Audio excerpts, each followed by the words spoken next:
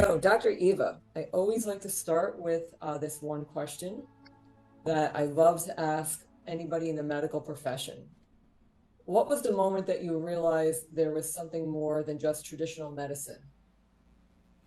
That's a big loaded question. Mostly because I'd always, I knew as a child that there was more. I wanted to be a medicine woman growing up, and I was always interested in indigenous medicine, indigenous cultures. I was a cultural anthropology major in college.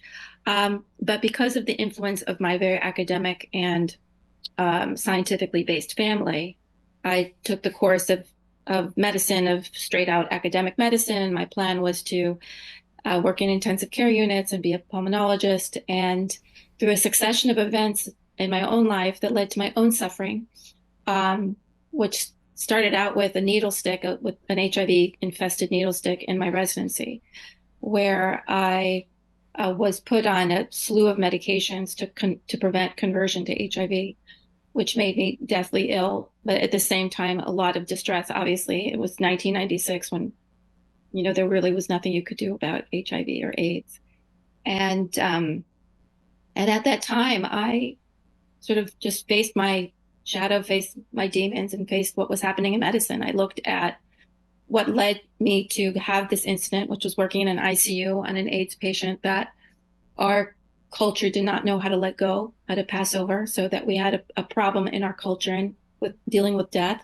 And at the same time, we had a problem in our culture with dealing with living, that we lived in a health culture that was more concerned about sickness than about flourishing and really living life to their fullest. So that sort of woke me up in my residency, so that when I finished my residency, I started volunteering at the Mind Body Medical Institute to learn about meditation, spirituality, cognitive behavioral therapy, nutrition, and all the other facets of self care that could help one heal. And I worked in my primary care practice and found that that wasn't enough either, that my patients weren't empowered to heal, that they were victims of their circumstance and felt that way. And that mindset was not only not conducive to their healing, but was also irritating to me because they were looking to me to fix them when they actually had the power within themselves to heal themselves. They just didn't have the knowledge nor the care. So I quit my practice in 2002 and started studying with healers and learning all different kinds of modalities that were out there, so that I could then go and teach that to my patients, and opened up my own practice a year later to do that, to support people through a process that is very difficult, to activate their body's natural healing abilities. So for me, it was not something that just kind of happened. It's something that has been going on probably since I was a child and exposed to that from my grandparents. So, I always like to say you are for sure an expert in resiliency. And you glossed over a couple of the details that I think people would find interesting. It wasn't just that you got stuck, there were some other things that happened while you were in the Yeah. land of the unknown. And how old were you when this all started? Yeah. So this is 1996. So I think I was 27 or 28, 28, I think. And very viable and strong person. I was a force to be reckoned with. And that needle stick knocked me down. I cried a lot. I was practically not functioning, though I was still working. And I just thought life was over. That was it. I owed probably over $200,000 in loans. I thought no one's going to hire me. My parents going to have to pay back my loans because they co-signed. No one's going to love me. I'm just going to die, and I'm going to die a horrible death. So and again, I took this medication that made me quite ill. Aside from being emotionally distressed, I was also physically distressed. So I discovered what it was like to really be a patient and to feel truly victimized by one circumstance. And 6 weeks went on like that, where I bargained. I did my bargaining. I said, if there is a God and you let me live, I swear I'll be a better person. I'll be kinder. I'll be more compassionate. I'll work with the needy and the underserved. Just let me live. And so when 6 weeks passed and my results were negative, I still had to get tested for a year. I said, okay, I'm going to stick to my bargain. And I decided not to go down the route of ICU medicine, but to go into primary care. I followed a midwife around. I worked in a underserved clinic, and I lived up to my part of the bargain. of being a better person. And then I started getting hit over and over again with my dog dying and my grandfather dying and somebody harassing me that I had to take to court and my apartment burning down and losing all my possessions and not having renter's insurance and being totally broke. And then my father having a heart attack all within a 5 month period. So needless to say, I broke down. I didn't want to live. I wasn't suicidal. However, I didn't have the energy to live. So if most people with chronic illnesses know what that feels like, to just be profoundly done. Um, and I was done. I just didn't have the energy to smile. I didn't have the energy to work. I was a robot and went on like that for about 5 months. And don't know what happened. A friend took me out to dinner and she said, "We miss you." And that was kind of it. I woke up and I realized that I'd been walking around asking the wrong question. So all this time for about a year, I was saying to myself, why me? Why me? Why me? Why me? And I was realizing that I was asking the wrong question. The question isn't why me, it's why not. And nature just as soon lets a forest fire burn as a flower bloom. It's not personal. And that I was taking this personally and I need to figure out why. And if I was taking this personally and feeling victimized by my circumstance, and that's what most people were doing. And that we're not victims of our circumstance. Life happens. And we can either choose to look at our lives as victors or victims when we're really neither. We're opportunists. We're co-creators. Life doesn't happen to us or even for us. It happens with us. And what we do with it is up to us. So that's really what left me to start my journey with the mind body medicine and all these other modalities to look at ways that we can change the way not only we can exist in life, but how we can see life in a more expansive, open, opportunist type of way, as opposed to victimized way. And when you changed the question to why not me from why me, would you say that that's when things started to turn around? I think I, things started to turn around certainly the minute that light bulb went off and I just decided to live. So that's really, like I said, we live in a culture where we are more scared of dying or scared of being sick than looking forward to living. And I made a choice that I wanted to live versus I was scared of what else was going to happen to me, that life was going to happen. There was going to be hardship. That's just life. There was also going to be a lot of joys and beauty, and that I had a choice of how I wanted to look at things, and realizing that when we look at things in a way that is more open and expansive, knowing that hardships will come and it's a wave that we need to ride, that it gives us the ability to bounce back, to be resilient, and to ultimately be happy and flourish. I always like to say people rarely start out with ed when they're having medical issues. They usually end up there almost like as the last resort. So I'm trying to figure out how to phrase the question of how much do you feel changing that mindset to why not me makes the difference in people's healing process? Because you've seen it from both sides of the coin. You've seen it from Eastern and Western. So what do you see when they're starting to use that, when they're using alternative methods such as EDS? Well, I think it's important to remember that Western medicine, what we call allopathic medicine, is really the alternative, right? This other form of medicine has existed for thousands of years. Energy medicine, wisdom medicine, acupuncture, Chinese medicine, whatever you want to call it, it's been around for thousands of years. So it's a way of looking at the body as a landscape of nature as opposed to it being something separate. So that's where the why not is. It's not so much that it's a phrase. It's sort of like, well, I'm nature. And nature just as soon lets a forest fire burn as a flower bloom. It like shit happens, right? Stuff happens. Mm-hmm. And so it's a way of becoming less attached to the circumstances. I'm not saying that you like them. I'm not saying that I like it. I don't like being in pain. But if I look at it as I'm a victim of this pain, then it's going to be worse. So the question is what are the different ways? And certainly Western medicine is a way, it's a tool that I can live to my best possible ability. Just because a disease has entered my body doesn't mean it needs to manifest itself. I'm not my diagnosis, and I'm not my disease, and I'm not anything. I'm a sovereign being that's having a human experience, and how I want to live that is up to me. That's the choice I make. in either being a victim or an opportunist. We talked about this on the last interview. Like one of the things I did not see coming working with Ed is how many people I saw, how much their mood improved. And it wasn't so much that they were having like a, alleviation of pain. That wasn't it. It was just their overall mood was changing, which seems to me that that goes with people with a positive mindset usually have better outcomes. Would you agree with that? Sure, absolutely. I mean, we also call this the placebo response. Mm-hmm. So, in medicine, we study placebo to see whether or not a medication or a procedure is working against a sham procedure or a sugar pill, if you will. And, they'll say, oh, well, that was just placebo. That means that the person was expecting good to come out of it, and it did. And Mm-hmm. so that's really miraculous to realize that a belief system can create the same effect as a medication or a procedure from having a positive belief. So we know in science it's called the placebo response, and that the power of positive expectation, of believing in a positive outcome, can offset your reality.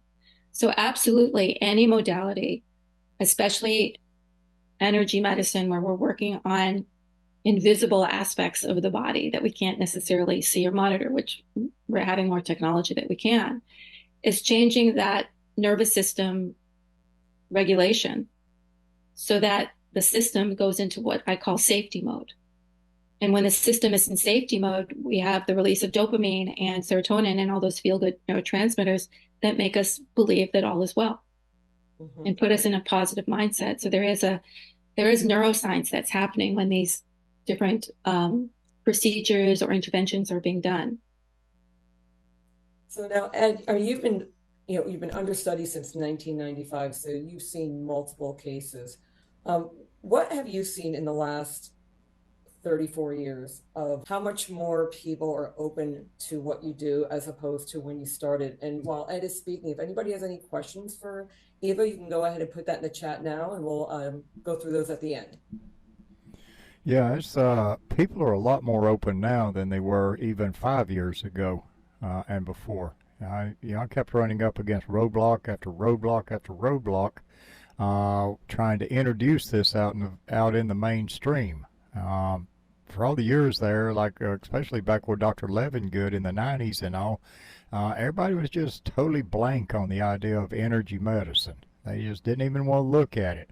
They go, well, there's no research on it. I said, well, we're trying to get research on it. And because of so much negative attitude, it's hard to get research. And even currently, the research that we got going on, like at UVA, has to be reclassified as PK research versus energy medicine research. So there's still a little bit of a holdback on it, and all. But it is getting better and better for people out in the field, out in the public, to accepting this now finally. Do you think that's from the accessibility to information on the web, where otherwise you're just kind of like running into people or groups? Do you feel like maybe that's what's really bringing it to the forefront? Yeah, it's all the different things that are slowly coming out, bringing people's brains and thought waves into what's really going on versus what they've been taught over all the years. And by having the internet and all, that's allowed them to share thoughts and ideas much easier. And then this year, one of the most important pieces came out was, you have Ed, who is measured, he's studied, he's proven. What does that even mean? That was always the other side of the coin that was always missing. And then the source came out this year with Dr. Joe Dispenza, where they actually have the scientific proof that you can heal yourself. So that was huge. So for everyone who's on here, if you have not seen that, it's absolutely a riveting documentary. I wanted to go over here to from Teresa. What types of modalities do you use, Dr. Eva? Do I use on myself or do I use with my clients? Let's do both. For me, I mean, I like to experiment. I like to, try things out myself to see whether or not that I want to recommend it to others. So I've tried many, many things. Um, I've worked with Ed. I've worked with many, many energy workers. I've studied energy medicine myself. I've worked with Qigong masters, um, acupuncture, Vedic medicine. I dabble in whatever I can experience to see what it's like, and I go towards the things that suit me. With my clients, I may recommend different things, but I personally do my own brand of energy medicine, of energy healing with them, remote energy work. And it's based in what I call the love response. So it's shifting people into a state of love where they can access their body's natural ability to heal. And that's what your book was about, right? Your first The book? first one. Yeah, the first. Amy, if I had known you were available, I would have loved that energy as far back as 1985. So I did what I could find. So how many books have you written? Which I thought was an interesting one. Oh, me? Yeah. Oh, six. I've written six books. Yeah. I've written, the first book was called The Love Response, which you just heard about. The second book was called Your Brain on Nature, which is a really important book, talking about the advent of technology and screen time and how that's affected the brain and increased anxiety and depression and ADHD and lack of empathy. And that was released in 2012. So you can imagine how much worse it is now with that sort of nature deprivation syndrome, I think some people call it. And the third book I think was relevant for this group was called Your Health Destiny, which essentially that you have the power to change your health destiny. And it was my 20 years of clinical practice put into a book where Eastern and Western medicine were merged and given you the tools to heal yourself. Um, the fourth book was the Stress Management Handbook. And the fifth and sixth books were dummies books. So there was Resilience for Dummies, and the most recent one was Burnout for Dummies. That's a lot. All right. And Ed, when are you going to write a book? I know people keep asking you. I've been talking to AI about us doing something like that. We've started a few things, but AI is like me. Yeah, AI has ADDDD just like I do sometimes. We forget to keep going at it in this direction. That's right. Wrangling you is always a challenge. Where do you see these sort of alternative modalities going, Dr. Eva? Like, do you think is a time span before they're going to be somewhat more accepted in general medicine? Or do you ever see that happening? A really, really good question. If you like going back to what Ed said, you couldn't even imagine this happening 25 years ago, 30 years ago. When I started in 97, and we had to fight tooth and nail back then, even just to talk about meditation, let alone energy medicine. So I was forbidden to even talk about, say, alternative medicine where I was working. I was almost fired multiple times for being too spiritual, believe it or not. Mm. And so that was when alternative medicine, in parentheses, started becoming more popular so that more people were writing about it and researching it and demanding it. So public demand made it something that became more widespread, more accepted in many different arenas. However, the medical world is still pretty rigid. And so I do think the medical system is broken and breaking. So we shall see what happens. So that's sort of on one end. On the other hand, we're seeing a very quick exponential movement outside of the medical system called biohacking, where people, entrepreneurs are creating all kinds of modalities with technology that's available to us that people are turning to. And so the demand is rising very, very quickly, which is going to put pressure on the medical system to change, which is what's happened before. So I do see that there is going to be more availability for people. We're going to see that happening very quickly, I think. And then we'll see what the medical system does for that. I feel that also COVID really made that divide even bigger between open and not open. Do you feel that as well? I feel like well, yeah, well, because what happened was there's, a lot of that started with the vaccination issue, because a lot of people who refused to be vaccinated before were pariahs, and after COVID, now it's just become a movement. It's just, there's so many people that just don't believe in the vaccination. And look, there's no wrong or right for people, whatever you decide to do, but it's just more acceptable. And so the people that are looking at saying, wait a minute, I don't want to be controlled by drugs. I don't want to be controlled by modern medicine. I want to have my own ability to make choices. What else is out there? And there's, more education about nutrition and what's going into our food and what's happening in our environment and what's happening to our environment. And I think there's more available resources for people to learn and to also kind of say, no, I don't want to do it this way. So that ability to be educated, empowered is more available since COVID. Your thoughts and insights on Ed's energy on his B.I.R.E. And Ed's energy, well, Ed has a very specific type of energy, versus um, there's all energy modalities have a similarity and they're also different. And Ed's, if you think about energy, I think about everything is energy, first of all. If you think about H2O, which is water, it has different forms. It's either vapor or liquid or solid from what we know, what we can actually physically see. So just because we can't see it doesn't mean it's not there. And your body is a form of that solid energy. And there's also liquid energy in the body, and there's also ethereal or vaporized, if you will, energy.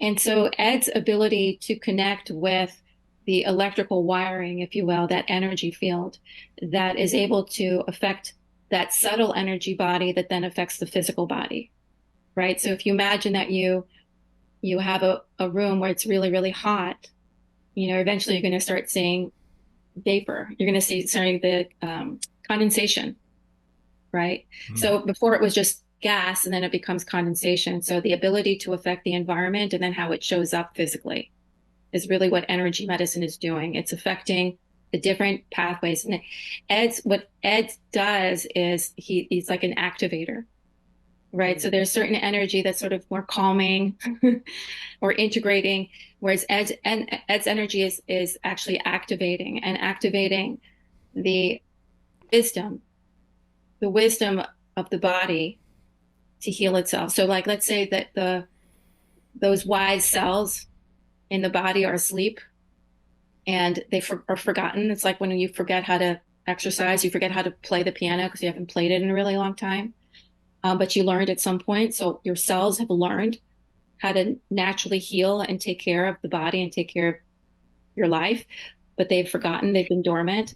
And so from my experience of Ed's energy is his innate ability to activate the dormancy, to activate those sort of that electrical wiring so the body can actually start healing itself.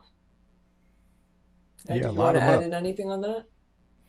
Well, I just light them up there. I'm not the healer. I'm the guy that turns on the power that activates the healing systems in people. Exactly. Yeah, You turn them so back on. that's it. Reset their systems and fire them off, charge your batteries up, send them on their way. I will say when I met Ed, I always feel like my other job, I feel like I'm a researcher firsthand before anything else, because in the med spa business, you have to be. So when I met Ed, I must have ran around with like 10 other healers trying all different ones. And Ed is the only one where I literally felt something turn on and felt it on me. And I really think it has a lot to do with who you are, Ed, but that you have that locking in that no one else has. Can you talk about why that works so well? Well, I mean, as a little kid, I could try to do things against and do things with people, but if I didn't get them locked in, it just kind of just like blew right through them without them experiencing it. But once I did that, through trial and error, I just learned different little ways of getting people resonating with me. And then when they resonate with me, then when I do something, it just really lights them up or charges their batteries or does whatever it needs to do there. But if I don't get them locked in, it's just kind of a ghost imprint through them. I Yeah. agree. All right. Yeah. And I'm working with the Monroe Institute. We're setting up a course on what I do at the There you Monroe go. Institute. But that'll be just a little ways on down the road. We're working out the logistics of it right now. So, and it will be based on Zoom. We'll teach and start it through the Monroe Institute. You'll register and all with them, and then we'll be done through there, out all over the world on Zoom. So we're Yeah. working on setting up classes. And the key really for to be a facilitator in energy medicine is to understand energy within yourself. And that's sort of how I learned.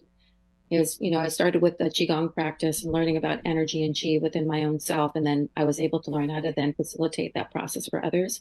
Really about finding a modality that you like and then deciding to learn it. And, Ed's going to be offering something soon. So I would just explore, see what you like. Hmm. I think we got everything. Laura, how did you meet Eva? Oh, that's a good question. We'll cover that. So I met Ed on a Sunday, got picked up in this absolute typhoon. He encouraged me to go with him to a dinner on a Wednesday that was for the Yale Spirituality Institute, correct? Yeah. And that is where I met Dr. Eva, and she has been integral in getting me centered enough to work with Ed and be here right now. So yeah, she was a big part. So I always You have to thank her, remember and I always the big question you asked right, me. right, right. I always said, why me? And she was always like, well, why not you? Yeah, kind of hard to argue with that. Yeah, it Mm-hmm. was good. I use it on other people, so I appreciate that. Yeah. Very good, and very glad to have you here with us, Eva. We've had a Always a wonderful time. pleasure. Oh, yes. And everybody, glad And all of we you are could join back us. on Thursday, 8 p.m. Our cameras are on to show you how to move the energy around your body on yourself. That's right. The camera will be on Laura, that is. I'm too Yes. much of a hillbilly. Uh, And camera ghosts me every time. That's it. Okay, everybody, have a wonderful evening. Glad you Have could a join wonderful us. evening. Thanks, Uh-huh. everyone. Thanks, Dr. Eva. Thank you. Have a good Good night. Thursday, Ed. Good night. Good night.